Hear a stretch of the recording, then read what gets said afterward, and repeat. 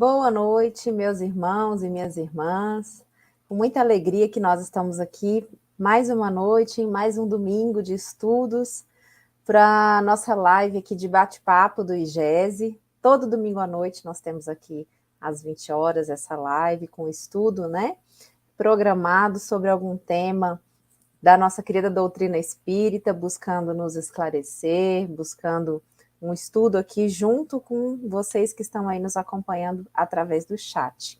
Então, muito obrigada a quem já chegou, a quem está chegando agora, sejam todos bem-vindos.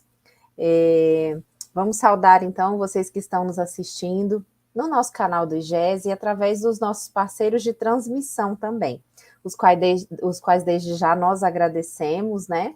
Nós temos aí a retransmissão para os canais da Web Rádio Fraternidade, da Rede Amigo Espírita, da TV CECAL de Santa Catarina e também da TV Goiás Espírita, aqui de Goiás.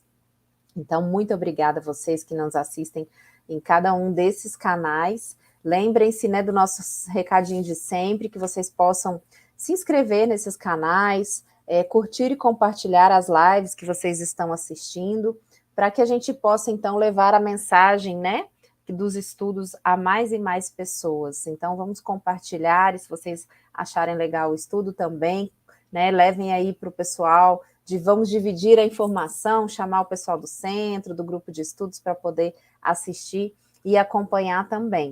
Porque estava até falando agora com o nosso querido convidado da noite de hoje, que tem algumas obras, alguns temas que a gente estudar sozinha é mais difícil. Então, vamos juntos aqui, todos nós, nos unirmos para estudarmos, né? E na noite de hoje a gente tem um tema muito legal para a gente trabalhar, muito interessante, que dá um estudo maravilhoso, com um debate, né, mais maravilhoso ainda. A gente está aqui estudando um capítulo da Gênese, né, essa obra tão importante para nós, né, que tem aí bastante esclarecimento. Todas as obras de Kardec, né, nos trazem bastante esclarecimentos, mas nós temos aí nessa obra a Gênese, né, a Gênese, os milagres e as predições segundo o Espiritismo, um item aí que nós trouxemos para o estudo da noite de hoje. O Espiritismo não faz milagres. Então, vamos estudar esse tema.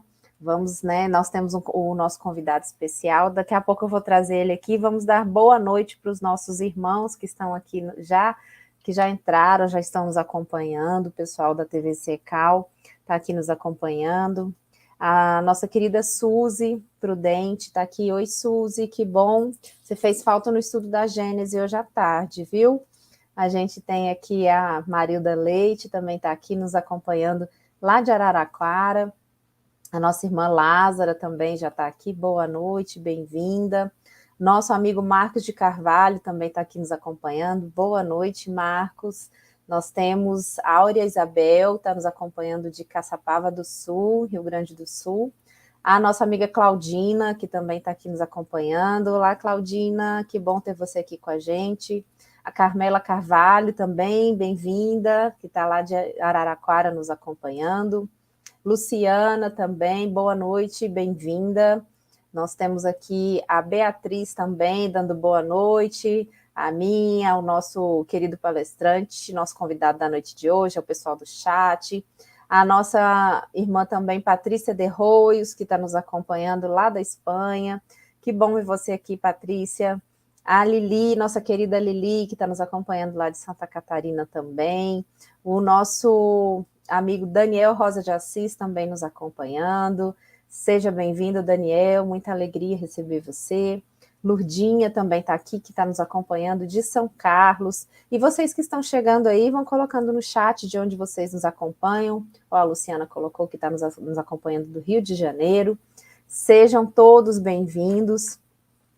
Muito obrigada pela presença de vocês. Vou trazer aqui para a nossa tela o nosso convidado da noite de hoje, o nosso querido professor Otacílio Rangel. Seja bem-vindo, Otacílio.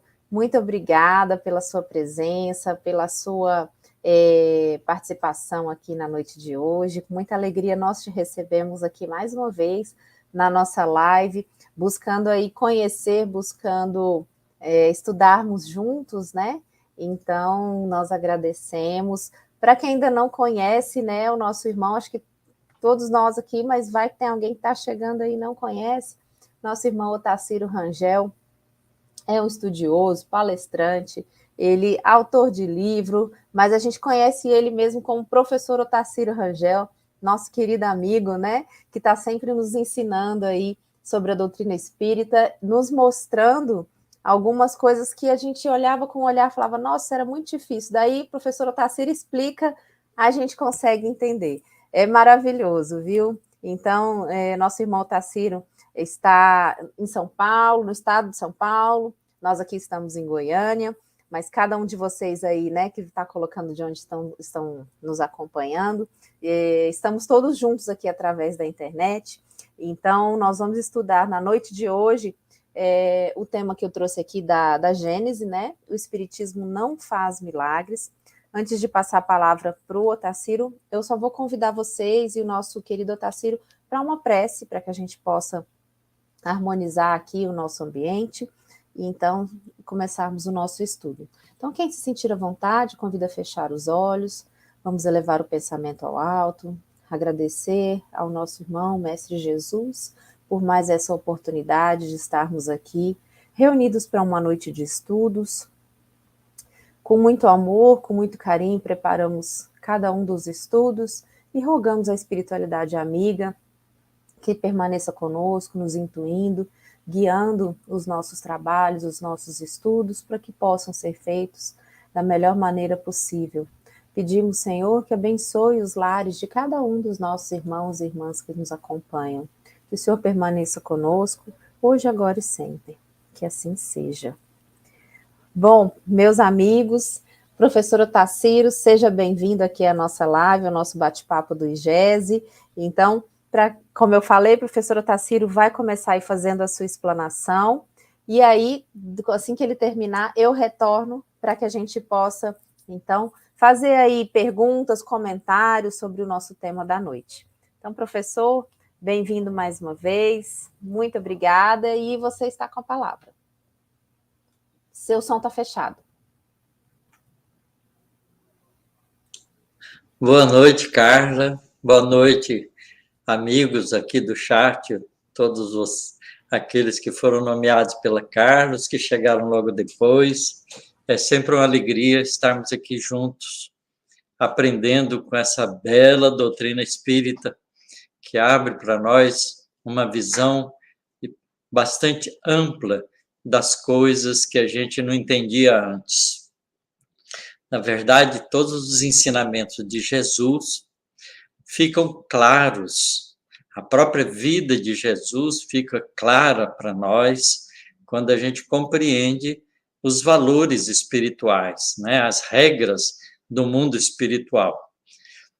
Então, falar sobre milagres é uma coisa tranquila para a doutrina espírita, porque a doutrina espírita ela não faz milagre, ao contrário, ela explica os fenômenos, não é, que pareciam para nós milagrosos.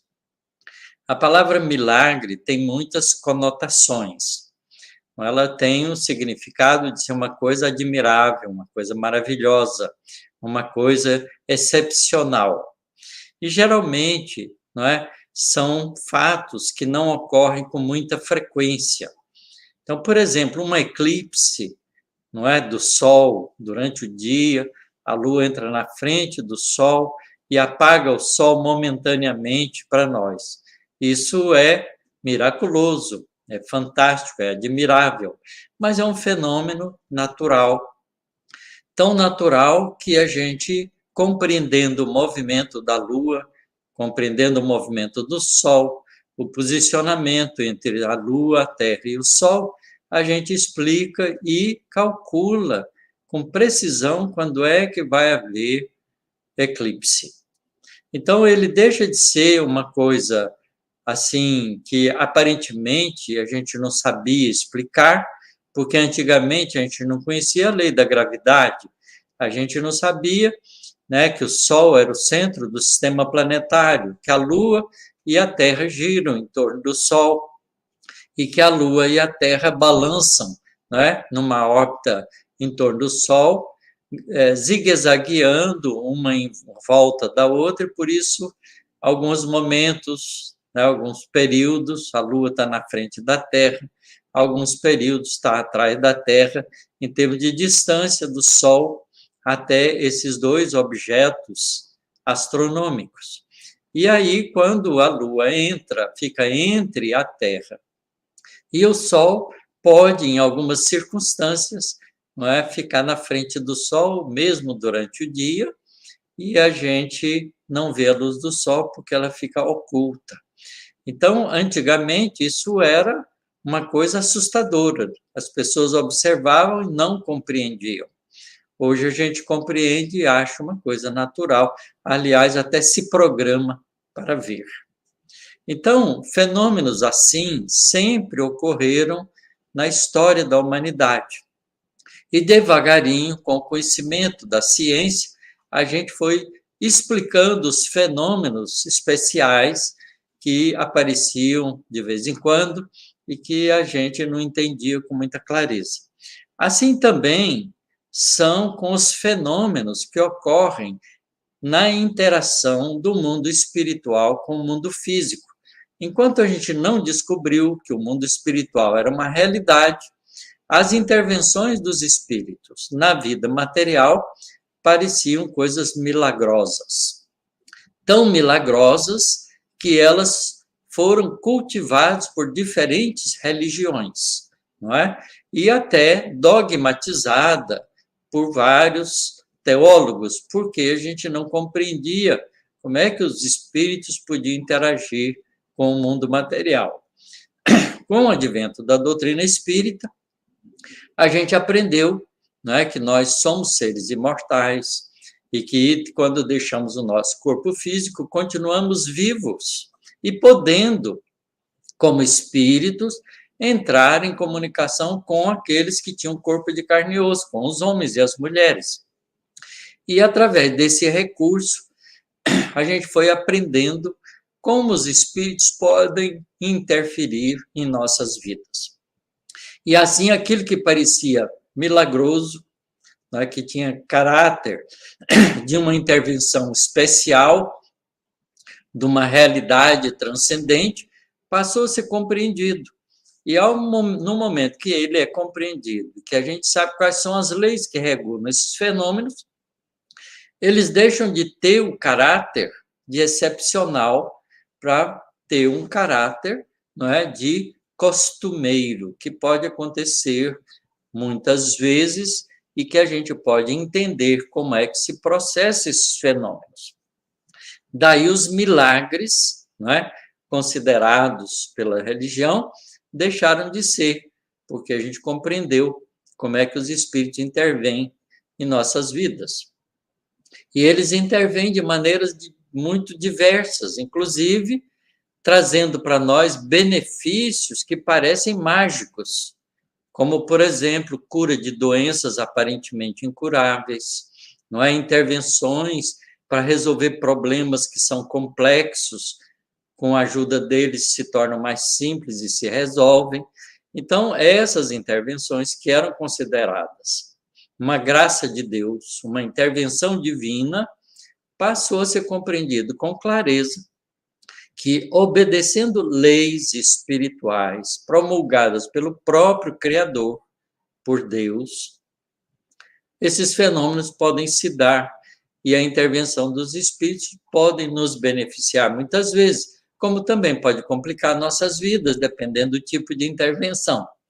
Então, ficou fácil a gente entender, e por isso, a doutrina espírita, ao invés de fazer milagres, como uma nova visão do aspecto religioso do ser humano, ele explica aquilo que era considerado milagres e passa a ser parte de uma interação comum que sempre aconteceu e todos os povos antigos narram esses fenômenos.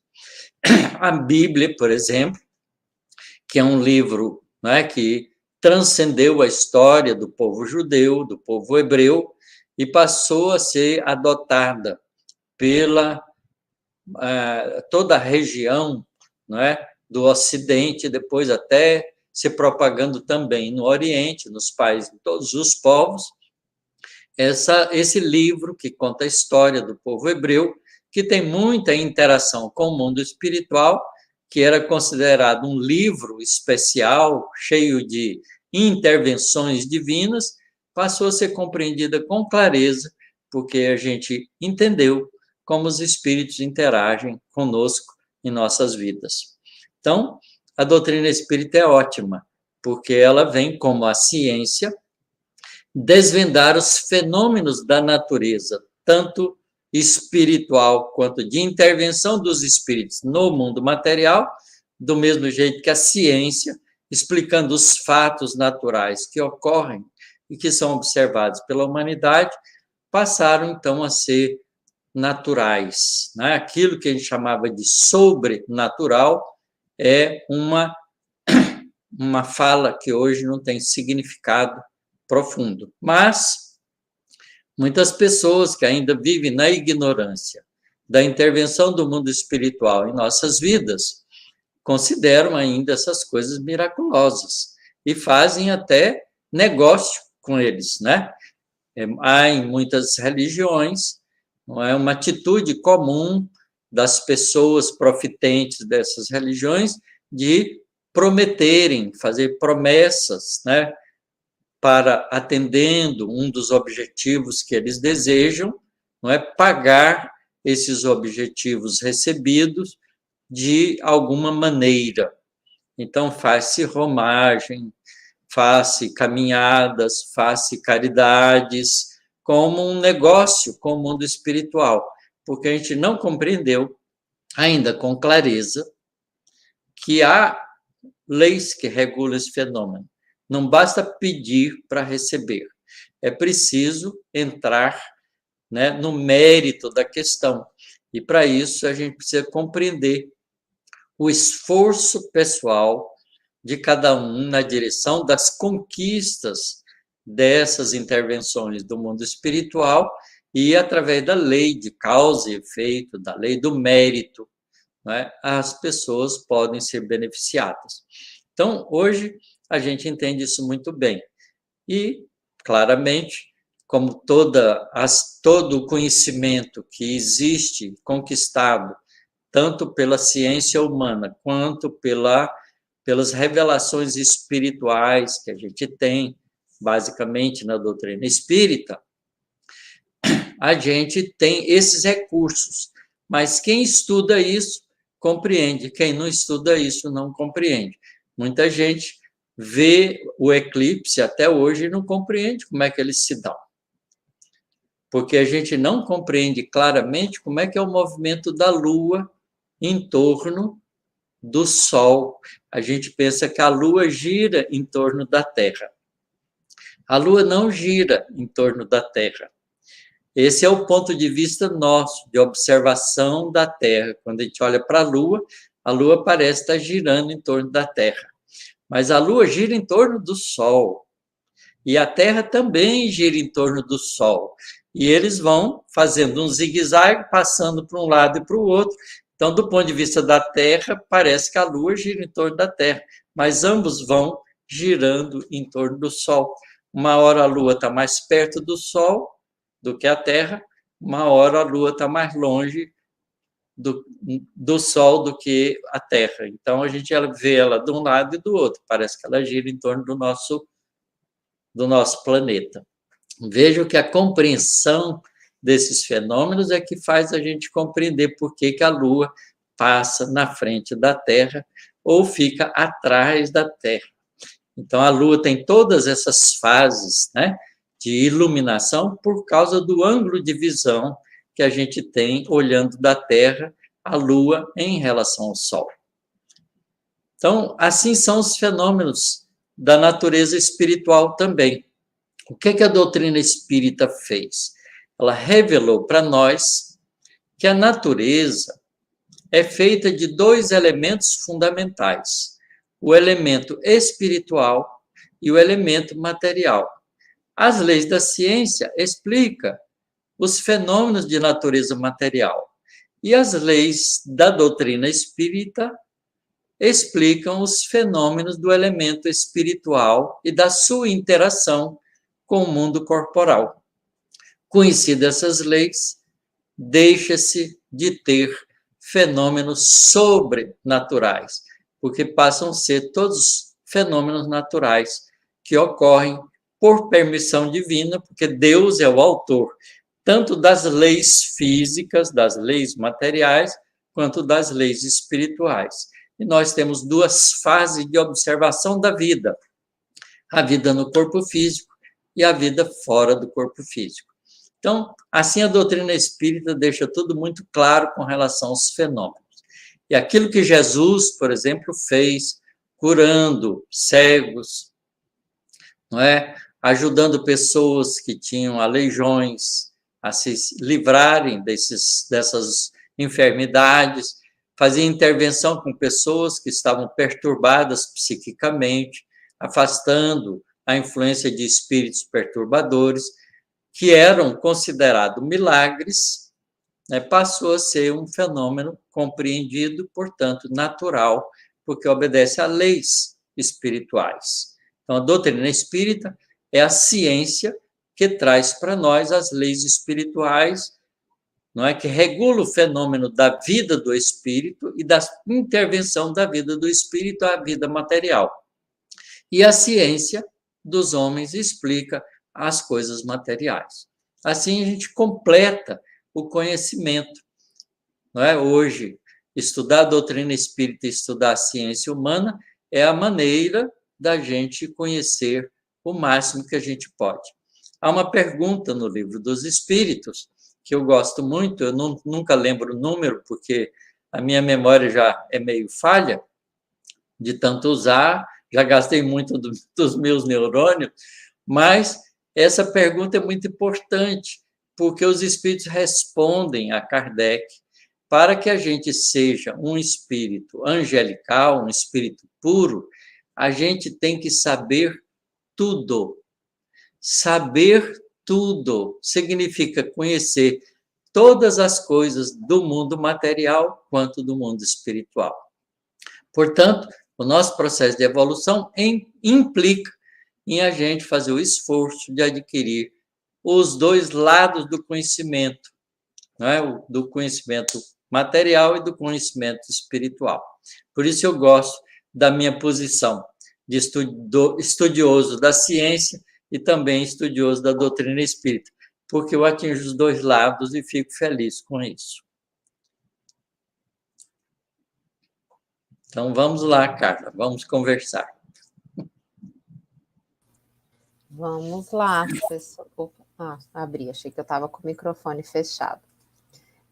Então, é interessante, né, a gente olhar por esse lado, quando a gente passa para o estudo, né, e a gente consegue compreender ali a divisão das questões físicas, das questões materiais, né, o material e o espiritual, né, melhor dizendo. Esclarece para a gente bastante coisa. Mas vamos trazer aqui a primeira pergunta que nós temos, e quem está aí nos acompanhando pode ir colocando aí no chat os seus comentários, as suas perguntas que a gente vai trazer. A gente teve aqui, professora Tarsila, o Daniel, nosso amigo Daniel Rosa de Assis, pergunta: o sentido máximo do espiritismo diante dos milagres na cura do corpo físico não isenta da transformação moral do espírito, mediante sua evangelização, se atendo à sua evolução? Claramente que a gente, ao compreender o significado das enfermidades, não é? Por que o corpo físico fica doente? Por que razão a gente nasce com deficiências físicas? Porque a gente nasce cego, surdo, mudo, não é? Aleijado, sem uma mão, sem um olho, sem um pé, etc. e tal. Ou se a gente tem aparentemente uma vida biológica razoavelmente saudável até uma certa idade, depois aparecem doenças que parecem ser incuráveis. Esses fenômenos de interação do corpo físico com o espírito que habita esse corpo físico tem uma inter-relação de dependência com o lado moral, com o lado de mérito espiritual do espírito dono do corpo, do seu procedimento. Não é porque, como Jesus disse, a cada um é dado segundo as suas obras. Quer dizer, as nossas ações, a utilização do nosso livre-arbítrio para a escolha de atitudes diante da vida, nos faz responsáveis por essas escolhas. E se as escolhas são comprometedoras, tanto da felicidade alheia quanto da nossa própria, ela gera desarmonias na interação do espírito com o corpo físico, gerando, portanto, disfunções biológicas que vão redundar em doenças. Essas doenças podem ser, não é, formadas durante a gestação de um novo corpo, por ações que o espírito comete em vidas anteriores, e fica com o compromisso da responsabilidade gravado na sua essência, na sua consciência. Ao gerar um novo corpo, ele vai imprimir aquele desconforto, aquela situação de desequilíbrio espiritual para a estrutura biológica, e as células vão responder de forma, não é, enfermiça àquelas situações de desequilíbrio do espírito. Portanto, a pessoa pode nascer já com doenças graves ou com propensões a doenças mais tarde. Então, claramente, existe um compromisso de relação, de ação do espírito com o corpo físico. Mas, como nós temos livre-arbítrio, e mesmo durante a nossa vida física, a gente pode mudar o comportamento, a gente vai criando situações novas que arregimenta em nossa direção méritos novos. E com esses méritos novos, a gente pode apagar situações anteriores. Não é aquilo que Pedro fala, porque aprendeu com Jesus, de que o amor apaga a multidão de pecados. Isto é, a nossa ação no bem diminui, porque harmoniza a nossa consciência com a nossa realidade espiritual, não é? Na interação com o corpo físico, isso é benéfico para as células do nosso corpo, e a gente, então, cria estado de harmonia, portanto, de saúde para o corpo físico. E por isso a gente merece curas. Então, obviamente que as curas têm sempre uma relação com o mérito da pessoa. Muito bom. Nós agradecemos o nosso irmão Daniel pela sua participação. E aí, maravilhoso a gente ver, né, a partir dessa situação aí que o professor Otacílio nos trouxe, a gente consegue enxergar aí a justiça divina, né, porque nós estamos, então, colhendo aquilo que nós, né, plantamos, resultado das nossas ações ou das nossas omissões, e aí, mas nós temos aí trabalhado o nosso mérito de evolução, de tentativa, de melhoramento, né, e estamos aí caminhando, né, mas a gente consegue enxergar a justiça divina. Isso é um aspecto muito consolador que a gente tem aí da doutrina espírita, e que a Gênese, né, nos traz aí com essas explicações aí nesses itens, no item sobre, né, os caracteres dos milagres, nos traz aí essas explicações com uma clareza muito grande. E aqui a nossa amiga Sônia faz um comentário, né? Ainda aprendendo. Sônia, estamos todos ainda aprendendo, né? Vamos aí aprender juntos. Aqui vou trazer a próxima questão, professor. A Eugênia Francisca pergunta: professor, boa noite. Como explicar as curas do corpo físico utilizando os elementos espirituais? Não é difícil também a gente entender isso, porque como a gente não entende a nossa fisiologia corporal, a gente não sabe como que os espíritos podem interferir nessa fisiologia para gerar situações de melhoria. Mas a gente vai lembrar aqui um caso que André Luiz conta, no livro Obreiros da Vida Eterna. Nesse livro, André Luiz acompanha 5 espíritos encarnados que vão deixar a vida física. É o caso de acompanhar 5 mortes, né, de pessoas que estavam encarnadas na Terra. E tem uma delas que tem um problema antes da hora dele desencarnar, ele não podia desencarnar ainda naquele momento, mas ele tem um coágulo que se forma na estrutura de circulação sanguínea dele, que sobe na direção do cérebro, entra na veia, essas artérias mais volumosas do nosso sistema circulatório, para ir para o cérebro, e ia criar um entupimento de uma das veias importantes e provocar uma situação que era indesejável no caso, porque a pessoa não merecia. Então, o espírito que trabalha nesse livro, que é o orientador do André Luiz, junto com o André Luiz, intervém nos processos fisiológicos do próprio corpo, acelerando metabolismos especiais de enzimas para desfazer o coágulo. Então, veja, usa próprio recurso do corpo para poder recompor. Todos nós sabemos agora, com o avanço da medicina, o avanço dos estudos das células, né, da situação das nossas células, que a gente tem em todos os nossos órgãos células tronco especiais para fazer recomposição daqueles órgãos. Por exemplo, no rins, nos nossos 2 rins, a gente tem células tronco renais. São células base que viraram, né, tecido renal.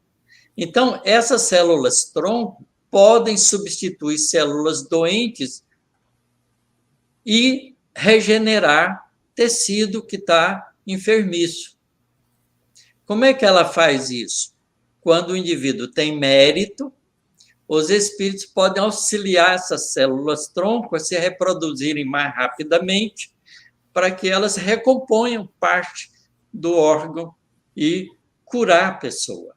Então, não há mágica nisso. Há apenas um sábio recurso de aceleramento dos processos fisiológicos do nosso próprio corpo.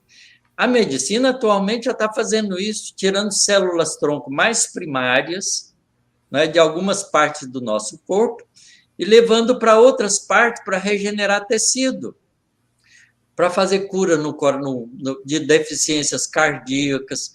Já tem tentativas disso para resolver problemas de Parkinson, de Alzheimer, não é? De vários outros tipos de doença. O transplante de medula é um processo desse tipo, de pegar células tronco da medula e passar para uma outra pessoa para regenerar o tecido sanguíneo. Então, são processos naturais que a gente mesmo já está descobrindo na ciência mais moderna. Mas os espíritos já sabem, os espíritos adiantados já sabem disso há muito tempo. Então, eles podem fazer essa intervenção, Eugênia, e produzir aceleramentos de recomposição do nosso próprio corpo. Jesus fazia isso. No cego de Betsaida, ele tira cospe e passa no olho do cego, não é? E impõe as mãos, quer dizer, ele acelera os processos de regeneração do tecido ocular, porque a cegueira dele não era uma cegueira no sistema nervoso, era uma cegueira em células do tecido ocular que podiam ser regeneradas. E ele passa a ver. Não é? Então, Jesus sabia muito bem disso, porque Jesus tinha controle sobre tudo isso. Jesus acompanhou todo, né, e dirigiu a evolução da vida no nosso planeta desde a sua formação. Então, ele é especialista em vida. Ele sabe muito bem como fazer para regenerar tecido. Como fazer sem ser um milagre, né, professor? É natural. Exato, de forma natural. Muito bom. Vamos passar aqui para a próxima questão. Olha só que interessante a pergunta da nossa irmã Suzy. Ela diz assim: amigo Tassiro, como ficam os indígenas com as suas curas sem o conhecimento da espiritualidade, sem o conhecimento que nós temos, né, da espiritualidade? Porque os indígenas contam com a ajuda dos espíritos bondosos também. A assistência divina, misericórdia divina, está em todo lugar. E onde há mérito, o auxílio chega. Então, não depende, né, da cultura da pessoa, depende do merecimento moral da pessoa. Não é? E as tribos indígenas que vivem em harmonia, elas têm uma vida, não é, tranquila, de integração com a natureza. Portanto, eles são beneficiados, né, com as inspirações que os espíritos bondosos fazem aos pajés, não é, aos curandeiros da tribo, e os auxiliam mediunicamente nesse trabalho, usando muitas vezes a própria energia corporal dos pajés, dos chefes, né, que acompanham esse trabalho, que produzem esse trabalho de intervenção, né, com todo o ritual que eles fazem. O ritual é um acessório que demonstra simplesmente o nível de entendimento que as pessoas têm, mas o processo é o mesmo, é a intervenção dos espíritos na nossa vida cotidiana em função da lei de causa e efeito. Muito bem. Aí, nesse caso, professora, a gente poderia falar desses fenômenos, né? Seriam fenômenos espontâneos ou fenômenos conscientes ou inconscientes? Como que seria? Pois é, no caso dos índios, eles ficam admirados do pajé ter conseguido aquilo, porque eles não percebem, não há intervenção dos espíritos, mas eles sabem que o pajé está num estado de transe diferenciado. Portanto, as divindades que eles acreditam estão intervindo. Essas divindades são nada mais, nada menos que a expressão da misericórdia divina no nível do entendimento que eles têm. Então, é a intervenção do mundo espiritual no mundo físico através dos recursos das leis morais, né, das leis de merecimento. Muito bem. Olha só, a próxima pergunta da nossa irmã Lázara Rodrigues. Ela diz: diante dessa explicação, como a espiritualidade coloca os recursos de tratamentos espirituais para serem meios de despertar da humanidade? Na verdade, a gente tem essa intervenção desde sempre. A gente foi devagarinho entendendo isso aos poucos, não é? Toda a história dos povos antigos incluem a magia, a intervenção mágica das coisas que a gente não sabe de onde vem, né? E que a gente muitas vezes atribuía aos deuses, né? Fazia-se, inclusive, tentativas de agradar aos deuses para obter deles os favores necessários. Então, essa atividade de intercâmbio entre o mundo físico e o mundo espiritual sempre existiu, mas elas foram ganhando, né, entendimento à medida que a gente foi adentrando a realidade do mundo espiritual. Então, a espiritualidade hoje tem muito mais recurso de interagir com a gente, porque a gente já conhece como funciona, não é? Especialmente em reuniões estudiosas, bem organizadas. Então, os espíritos fazem intervenções. E elas nem precisam ter um médium super especial para isso. Às vezes acontece de alguns médiuns de cura aparecerem para despertar o interesse das pessoas pela intervenção do mundo espiritual, porque elas têm um objetivo. O objetivo não é pura e simplesmente curar uma pessoa, mas trazer essa pessoa ou outras pessoas à sua volta para uma realidade nova. Vamos dar o exemplo da cura do cego de Betsaida outra vez. Quando Jesus chega, né, na aldeia de Betsaida, Betsaida era uma vila de pescadores que ficava perto de Cafarnaum, 2,5 quilômetros, de Cafarnaum, era mais uma vila de pescadores, ficava às margens do lago de Genezaré, ou do lago de Cafarnaum, que é o mesmo lago, tem vários nomes, não é? E essa vila ficava muito próximo da foz do rio Jordão, no lago. Então, quando Jesus sai de Cafarnaum e chega na aldeia de Betsaida, os aldeões tomam, né, sabendo que ele estava chegando, pega o cego que vivia ali e leva até Jesus para Jesus tocá-lo. Mas Jesus não era médico de corpos. Jesus era médico de almas. O objetivo dele em curar não era curar a pessoa, é trazer a pessoa para a realidade espiritual. Então, o que ele faz? Jesus toma do cego, pega na mão dele e arrasta ele para fora da aldeia. Curiosamente, diferentemente de outras curas que Jesus curava ali mesmo. Então, ao invés disso, Jesus pega ele e leva para fora da aldeia. E aí, cospe na mão, passa no olho, impõe as mãos e pergunta para ele se ele está enxergando. E ele, então, responde uma coisa estranha. Ele diz, vejo os homens andando como se fossem árvores que andam.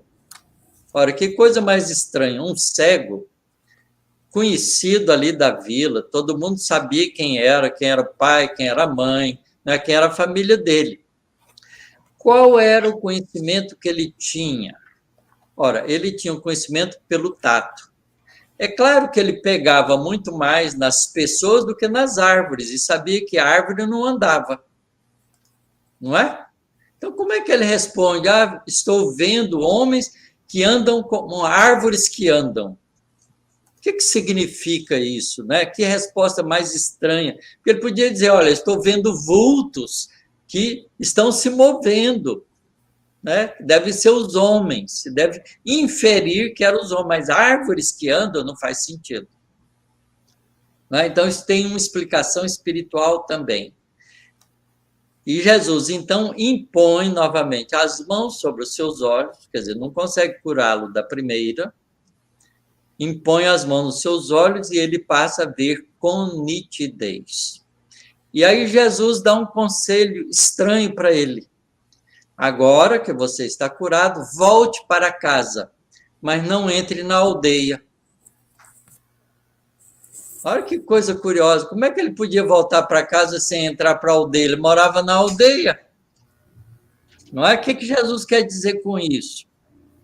É que Jesus ali não está curando os olhos dele, está fazendo ele despertar para a visão espiritual. Mas ele insiste em ver a ilusão da vida material.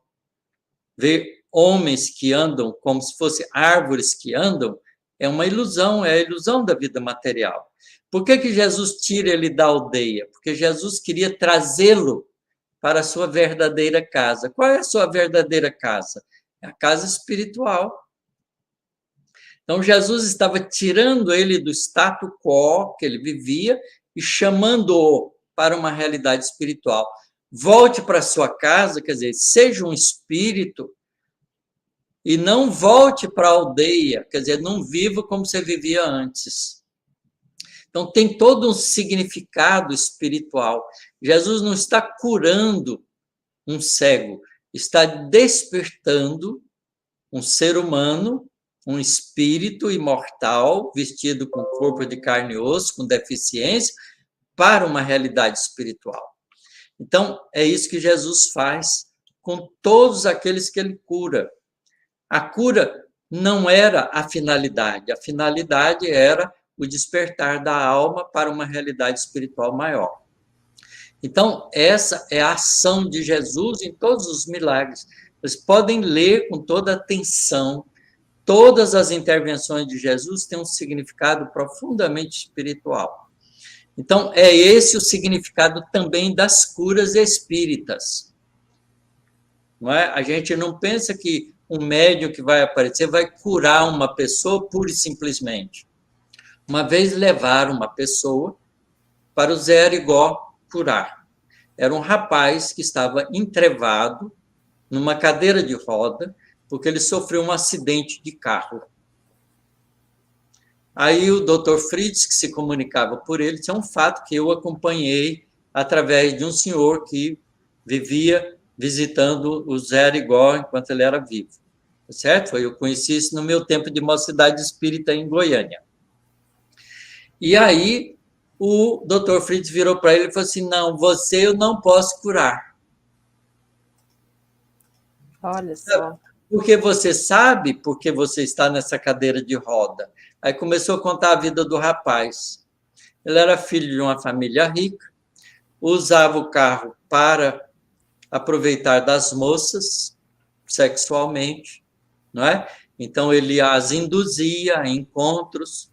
Uma vez ele faz isso, o pai de uma moça o acompanha, vê, vai atrás, pega ele no flagra, né, num hotel, abre a porta, né, bate, abre a porta e encontra ele com a filha. Né, e o pai foi armado para atirar nele.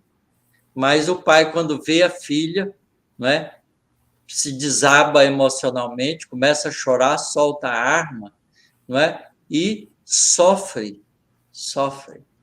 Então, esse rapaz, quando ele estava com uma moça, estava saindo da cidade para ir para né, com ela para um encontro fora da cidade, ele perde a direção, bate numa árvore, a moça não sofre nada e ele fica aleijado.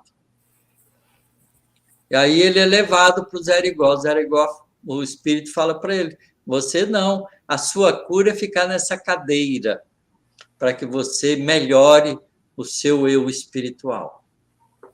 Então, veja que é esse o ponto importante que a gente deve levar em consideração nesses fenômenos de intervenção do mundo espiritual na cura das pessoas. Cura quando pode aproveitar isso do ponto de vista espiritual. Muito bem. E nesse sentido, olha só, a Cássia fez uma pergunta, professor. Ela diz: eu fiz uma cirurgia espiritual e amenizou durante um tempo, agora voltou. Será que o mérito foi momentâneo? Talvez tenha sido uma oportunidade para você perceber que você pode, curando-se espiritualmente, ficar também boa do corpo. Tá vendo, Cássia? Olha aí. Obrigada pela sua participação. A próxima questão aqui foi trazida pela Eugênia. Ela trouxe uma participação novamente. Ela diz que está relacionada ao merecimento, escolhas salutares, pensamentos, comportamentos. O senhor acha que o pensamento também associado à nossa reforma íntima altera o nosso estado de saúde física? Com certeza absoluta. Com certeza absoluta. O nosso estado de desequilíbrio emocional, de pensamentos de mágoa, de rancor, né, de insatisfação, gera, hoje todos os médicos sabem isso, geram doenças psicossomáticas. Tem até nome já, doença psicossomática, que é trazida para o corpo através do estado psíquico da pessoa.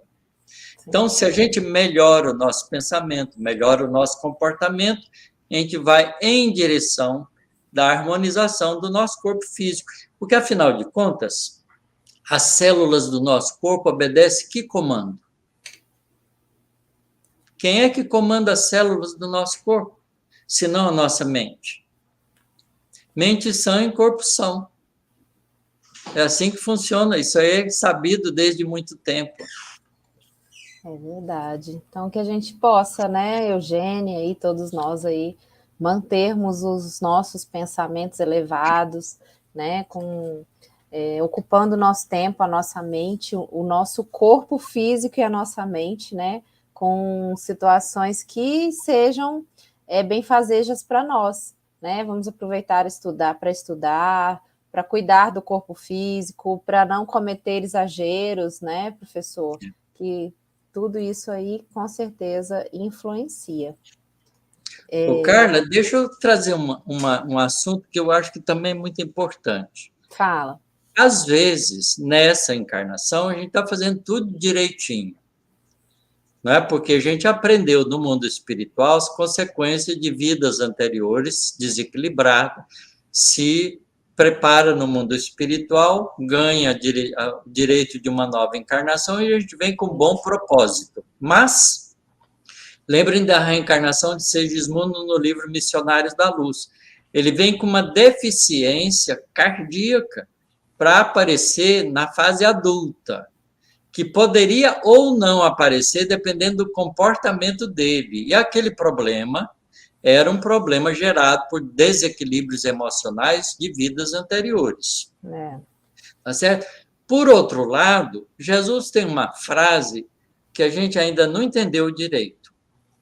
Bem-aventurados que têm fome e sede de justiça, porque serão saciados. Ora, vamos pensar nessa frase de Jesus. Para quem Jesus estava dizendo isso? Quem são os bem-aventurados que Jesus está falando? Se você perguntar quem tem fome e sede de justiça, todo mundo levanta o dedo. Sim. Olha, mas Deus não é justo? Então ninguém está injustiçado. Sim.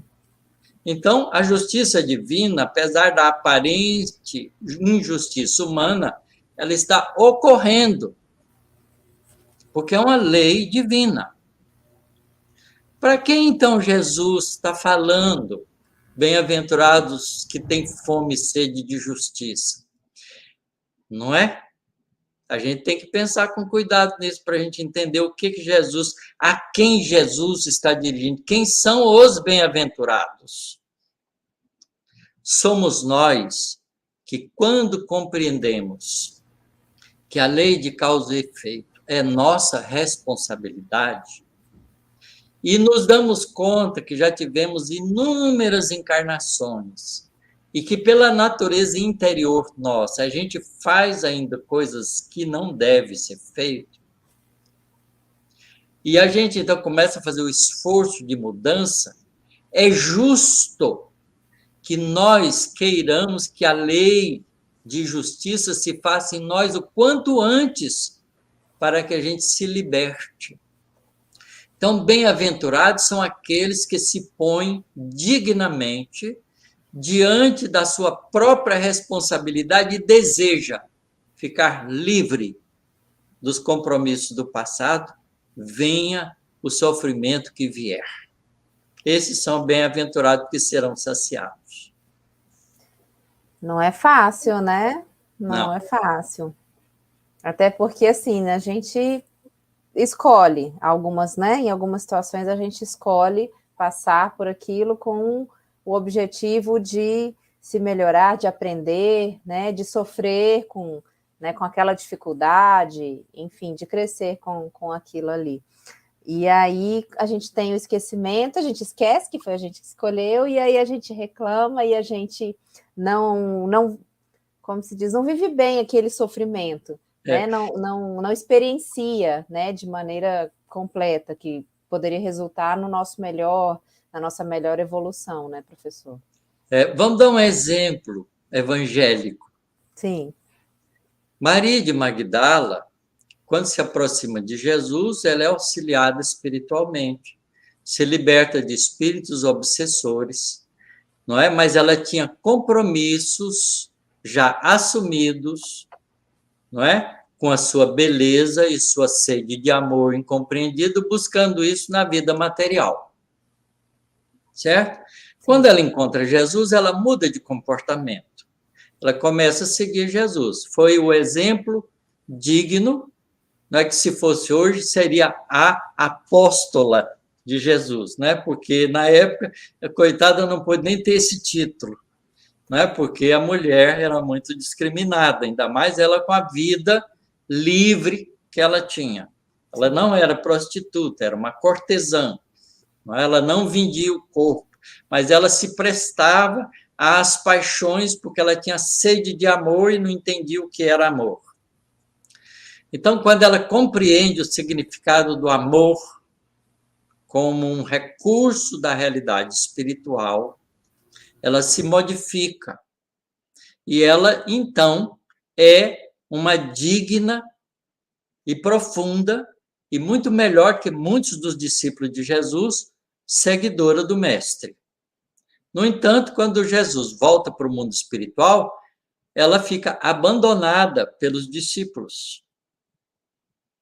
E ela então lembra das palavras de Jesus e, ao encontrar um grupo de pessoas que tinham lepra, ela acompanha eles até Jerusalém, vai contando a experiência dela com Jesus, e ela então resolve ir para o Vale dos Leprosos. E lá ela passa vários anos cuidando deles e ensinando o evangelho que ela aprendeu com Jesus. Mas, depois de alguns anos, acho que da ordem de 20 anos, ela pega lepra. Aí a gente vai perguntar assim, puxa, mas ela estava fazendo tudo certo, ela estava agindo no bem, não é? Ajudando os desprezados da sociedade. Por que ela pegou lepra? Não podia sair sem essa? Ela estava fazendo tudo para dar certo. E a gente pensa, mas ainda assim teve que morrer de lepra. É porque ela tinha fome e sede de justiça. Ela aproveita a própria encarnação para se libertar dos compromissos, das falhas que ela tinha adquirido, para sair liberta da vida material de forma definitiva. Então, ela é um exemplo que tem fome e sede de justiça, mas em si próprio, para autolibertação. Então, é lindo a gente entender essas lições de Jesus na aplicação correta delas. E a gente pensar na aplicação dessas lições para nós mesmos, né, Isso. professor Otacílio, para a gente entender, porque é mais comum, mais fácil a gente, igual quando a gente está lá no centro, ou está lá no culto, no lar, aí sai aquela lição, fala, nossa, isso aqui é para o fulano tinha que estar aqui ouvindo isso. Será que era o fulano ou será que sou eu? Né? Então, assim, para que a gente possa aproveitar essas lições para cada um de nós, para o nosso melhoramento, para nosso burilamento, para que a gente então caminhe, né? Porque a nossa jornada, a gente está coletivamente aqui, mas a evolução, eu estou ali tratando da minha evolução, do meu momento, né? Então, porque a gente possa entender essas modificações para nós. E aí, a partir da nossa modificação, a gente conseguir modificar o que está ao nosso redor. Né? Isso. E lembrar, Carla, né, que todo sofrimento que nos chegar é a misericórdia divina que nos está ajudando a sair livre dessa vida, dos compromissos do passado quanto antes. Então, ao invés de lamentar, a gente deve agradecer a Deus a oportunidade de não levar isso para uma nova existência, pagar logo quanto antes para a gente ficar livre de forma definitiva. É verdade, aproveitar porque a oportunidade da encarnação, a fila é grande, né, professor? Não é fácil encarnar, não. É porque a cura espiritual é muito mais importante do que a cura material. Exatamente. Então, que a gente possa aí aproveitar. A gente está aqui na matéria, é uma situação momentânea, né? Nós somos aí espíritos, a questão é moral, né? O nosso melhoramento moral. O físico está ali para nos ajudar, né? Desde que a gente utilize dessa situação, que tem gente que utiliza para enfim, para piorar ali a situação, né? Criar mais débitos como a história que o professor Otacílio contou aí do rapaz que se utilizava das questões materiais, né, de maneira negativa, acabou criando aí mais débitos para ele, né, foi somando aí na sua continha, e aí, mesmo com o auxílio aí, a possibilidade do auxílio de uma mediunidade de cura, não foi contemplado porque houve um abuso, né? Então, a gente vê aí que o físico está ali para nos ajudar, se a gente quiser, ou também para dar né, aumentar a nossa conta, mas no final das contas, o objetivo não é com o físico, o objetivo é com o espiritual, o nosso melhoramento moral. Então, a gente está aqui tratando, né, desse estudo aí falando sobre modificações milagres. A verdade é que nós estamos aqui buscando a evolução moral de cada um de nós, que vai objetivar lá no final das contas com a evolução moral do coletivo, né, do nosso planeta aí. Se Deus quiser, a gente consegue caminhar, né, professor? Você veja, cara, eu estou lembrando aqui da degola do João Batista. João Batista morreu degolado. Mas quem foi ele? Foi Elias. Quantas pessoas degolou? Da ordem de 200 sacerdotes, no embate que ele fez de disputa de qual Deus era mais poderoso, como Elias. Sim. Não fica livre. Agora ele vem, trabalha com Jesus, e para ficar liberto definitivamente dos compromissos com a terra, ele entrega o seu corpo de forma sofrida, para ficar quites com a sua própria consciência. Tem fome e sede de justiça. Muito bem. Nele mesmo. É verdade. Professora, a gente falando aí de milagres, a gente pensa muito nessas questões. Eu ia até, um dos pontos que eu queria ter abordado aqui era sobre a mediunidade de cura, né? E aí você trouxe muito bem a questão do o José de Arigó, né? Que através do Dr. Fritz realizou uma série de curas, né? E foi visto como milagre, foi visto como charlatanismo, foi visto como, né? Eu tinha até anotado aqui alguns termos, né, que foram trazidos aí à época e que a gente vê ali, né, nos estudos quando a gente faz sobre essa parte dos milagres, né? Tentando entender o que são os milagres. Eu queria que você falasse um pouquinho mais para a gente sobre esse tipo de mediunidade, né? Que impressiona, né, aos olhos, né, no físico principalmente, né? Hoje que a gente pensa, né? Passou o tempo dos milagres, então como ainda existe essa mediunidade de cura, como é que fica essa questão hoje? Ela existe, Carla, e ela está diluída de forma inteligente pelo mundo espiritual nos grupos de passe nas casas espíritas, porque assim não identifica o médium de cura direto e não faz dele um sacerdócio perseguido pelos interesses e pela vaidade. Esse é o melhor jeito de praticar a mediunidade de cura, em grupo, num trabalho, numa casa bem organizadinha, né, com passes, porque dessa maneira as pessoas vão ser beneficiadas sem saber quem foi que beneficiou. Então, não cria a dificuldade que experimentou o Zé Arigó, foi preso, não é? Ele aproveitou na prisão para estudar o Evangelho segundo o Espiritismo, porque ele era católico de formação. O Zé Arigó foi um exemplo bacana de médium de cura numa situação ainda de chamar atenção para a realidade espiritual, pela intervenção do mundo espiritual sobre o mundo físico. Mas isso pode ser e deve ser diluído nas casas espíritas. Aqueles que têm mediunidade de cura se juntam com os outros num trabalho de câmara de passe, não é? E sem dar privilégio a qualquer um para não criar os problemas que a vaidade, a distinção possa causar, trabalha em regime de anonimato para servir bem servido. Nossa, muito bom, muito lindo, né, pessoal? Aqui agradecendo também, realmente.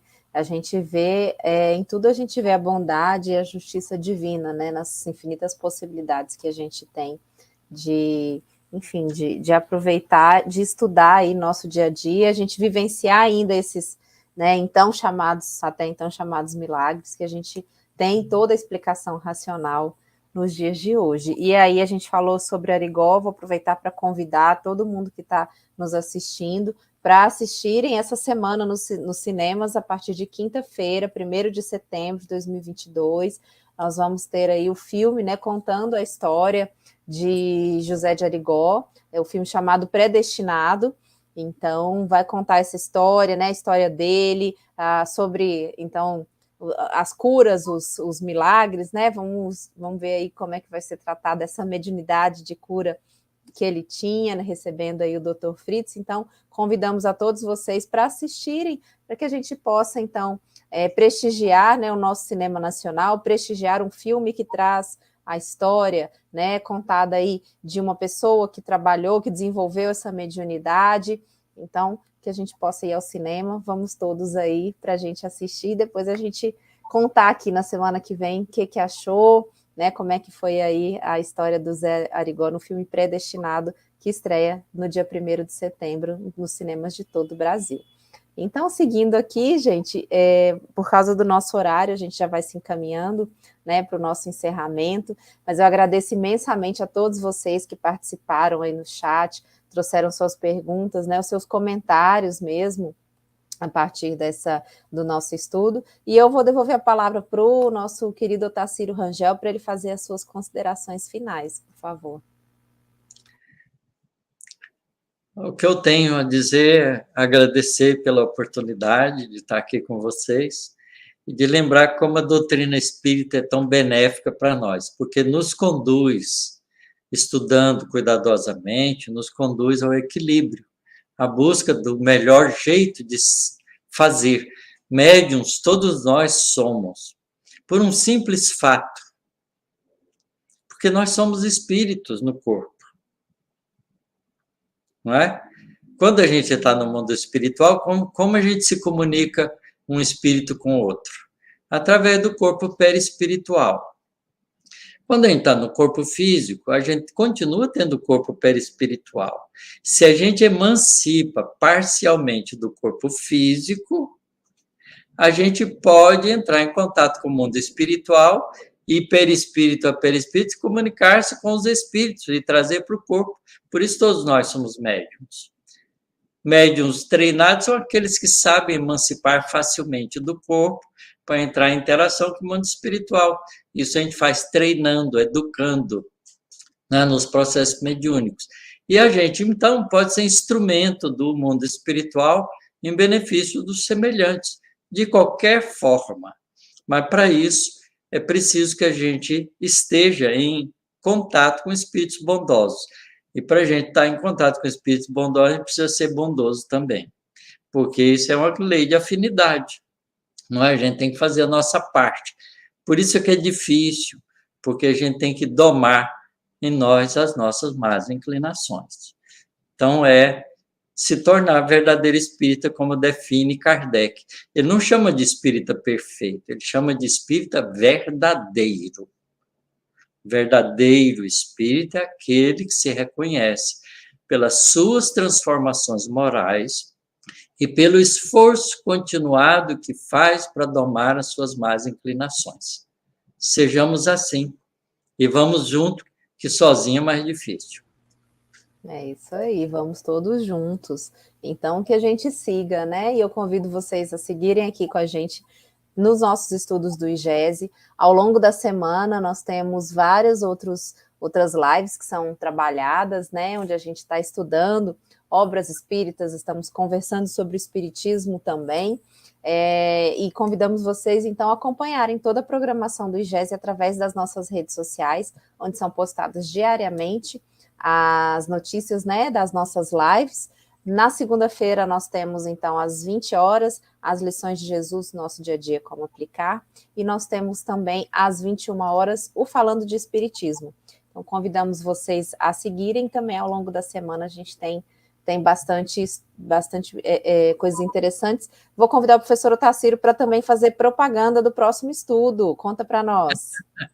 Então, vamos começar no dia 9 de setembro, que é a segunda sexta-feira de setembro, às 9 horas da noite, das 9 às 10 da noite, um estudo do livro Mecanismos da Mediunidade. Por que nós escolhemos esse livro? Porque a gente sabe que o André Luiz, nesse livro, faz muitas comparações com coisas físicas. com circuitos elétricos, né, com equipamentos físicos de aceleração de partículas, fala sobre coisas da física, da química. Então, ele é um livro que tem uma certa dificuldade de ser compreendido se a pessoa não tem um pouco de informação a respeito dessas coisas. Mas o livro é muito bom, a segunda parte do livro é muito mais direta e mais clara, então nós vamos fazer um estudo desse livro para facilitar o entendimento dele, já que a gente, né, trabalha na área da física, não custa nada a gente fazer esse esforço de aprendermos juntos. Então, acompanhe Mecanismo da Mediunidade, um estudo continuado. No dia 9 de setembro será a primeira live introdução. Isso aí, ó, a Eugênia está perguntando se vai ser nesse canal, no canal do IGESE, Eugênia, pode acompanhar aqui no IGESE, o professor Otacílio está com a gente no estudo das sextas-feiras, às 9 horas. Sextas-feiras, às 9 horas da noite, e vai começar agora um novo estudo, então, no dia 9 de setembro, tá bom? Convidamos vocês a assistirem, acompanharem, que tenho certeza que vai ser muito bom.